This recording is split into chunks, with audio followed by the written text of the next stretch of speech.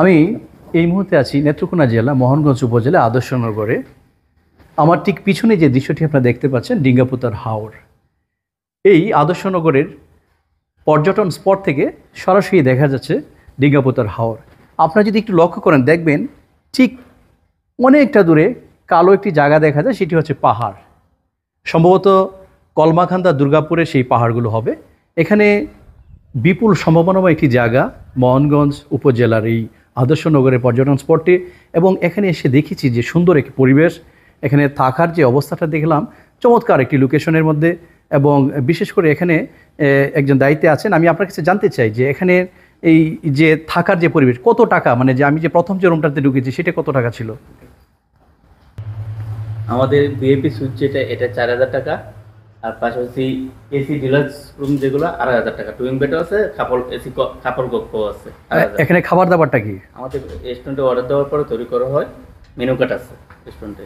মোটামুটি হাওরের মাছ এখানে পাওয়া যায়? হ্যাঁ জি, হাওরের মাছ আপনার যা কিছু মেনু কার্ডে আছে অর্ডার দিবেন, আমরা তা তৈরি করে দিই। ধন্যবাদ আপনাকে। তিনি যেমনটা বলছিলেন যে এখানে হাওরের মাছ পাওয়া যায়, সেই সাথে মঙ্গলবারে এখানে হাঁস, বাজারে হাঁস, হাওরের হাঁস মঙ্গলবারে হাঁস পাওয়া যায়। তিনি বলছিলেন যে হাঁসের ব্যবস্থা আছে, এবং সেই সাথে সবচেয়ে বড় বিষয় হচ্ছে তালিকা দেখেই অনেকটা খাবার নির্ধারণ করা হয়। যিনি আসবেন তিনি এখানে তালিকা দেখে হয়তো অর্ডার দিলে সেই অর্ডারগুলো ওনারা দেখবেন যে এই খাবারগুলো এখানে তৈরি করে দেওয়া যায় কিনা। সত্যিকার অর্থে এখানে একটি বলবো যে চমৎকার একটি লোকেশন, এবং এই চমৎকার দৃশ্যটি বিশেষ করে আমাদের এই নেত্রকোনা জেলার মোহনগঞ্জ উপজেলার জন্য এটা অত্যন্ত সৌভাগ্যের বিষয়। এবং এই চমৎকার লোকেশনটি উপভোগ করতে পারেন এই উপজেলার যারা আছেন। সেই সাথে আমি বলবো যে যারা পর্যটন কে ভালোবাসেন, যারা বাংলাদেশে বিভিন্ন জায়গায় ঘোরাফেরা করেন, ওনারা এই স্থানটিতে আসতে পারেন। এখানে এসে আপনি দেখতে পারবেন এখানে এই বিশেষ করে এই বর্ষা মৌসুমে এই সময়টিতে আপনারা দাঁড়ালে এখানে এই ডিঙ্গাপুতার হাওরের যে বিস্তীর্ণ দিগন্ত জোড়া মাঠের যে জলরাশি, সেই জলরাশিগুলো আপনারা দেখতে পারবেন। সেই সাথে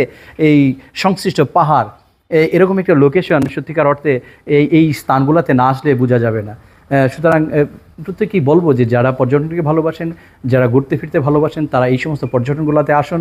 বিপুল সম্ভাবনাময় জায়গাগুলোকে আপনারা সকলে যদি আসেন এবং এখানে যদি এসে আপনারা এই ঘুরতে আসেন, তাহলে হয়তোবা দেখা গেছে যে এই পর্যটন স্পটগুলো যে উদ্দেশ্যে করা হয়েছিল সেটা সফলতা অর্জিত হবে, এবং এখানে বিপুল মানুষের আনাগোনার মাধ্যমে প্রাণবন্ত হতে পারে এই পর্যটন স্পটটি।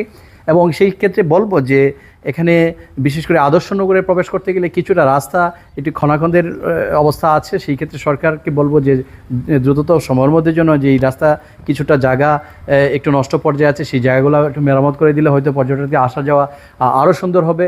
এবং এখানে এই সম্ভাবনাময় জায়গাগুলোকে যদি আমরা প্রত্যেকেই মিলে দেখি এবং এখানে যদি আমরা বিচরণ করি, তাহলে হয়তো দেখা গেছে যে পর্যটন শিল্পটাও যেমন প্রসারিত হবে, সেই ক্ষেত্রে পর্যটকরাও এই সমস্ত স্থানগুলোতে এসে সুন্দর পরিবেশ উপভোগ করতে পারবে, এমনটাই প্রত্যাশা আমাদের সকলের। এবং সংশ্লিষ্ট এখানে যারা আছে ওনারা মোটামুটি সেই বিষয়গুলাই জানিয়েছেন যে পর্যটককে আনাগোনার মাধ্যমেই এই সুন্দর স্পট হবে। আরেকটি বিষয় হচ্ছে এখানে ঠিক পাশেই যে নির্মিত হচ্ছে কৃষি ইনস্টিটিউট হচ্ছে, এবং এখানে সম্ভবত একটি গবেষণাগার হবে।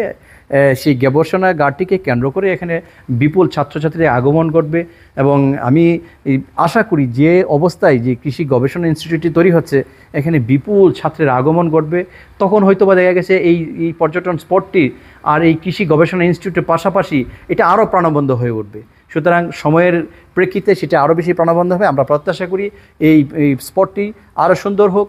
এই অত্র এলাকা বিশেষ করে মোহনগঞ্জ সহ নেত্রকোনা জেলাবাসীর জন্য এটি একটি আদর্শ নগর, যেমন আদর্শ পর্যটন স্পট হিসেবে সারা বাংলাদেশে পরিচিতি লাভ করুক, এমনটাই প্রত্যাশা করছি। এখানে আদর্শনগর পর্যটন কেন্দ্র বাংলাদেশ পর্যটন কর্পোরেশনের এনে সার্বিক দায়িত্বে আছি। আমি আবেদন করি মানুষের কাছে, সবাই লোকজনের কাছে, যে এই এলাকাতে গ্রামীণ পরিবেশে এই রিসোর্সটা পর্যটন কেন্দ্রটা চালু হয়েছে। এখানে আশেপাশে ডিঙ্গাপুতা হাওর আছে এবং আশেপাশে গ্রামীণ পরিবেশ দেখার মতন। পাশে একটা ওই কৃষি গবেষণা ইনস্টিটিউট হচ্ছে, এবং আমি আশা করি এই এলাকার মানুষ, এবং আমাদের ভিতরেই শিশু পার্ক আছে, এবং নৈসর্গিক মোটামুটি ভালো পরিবেশ, চারিদিকে বাউন্ডারি, এবং সব কিছু মিলাইয়া আমাদের এই পরিবেশটা খুবই উন্নত।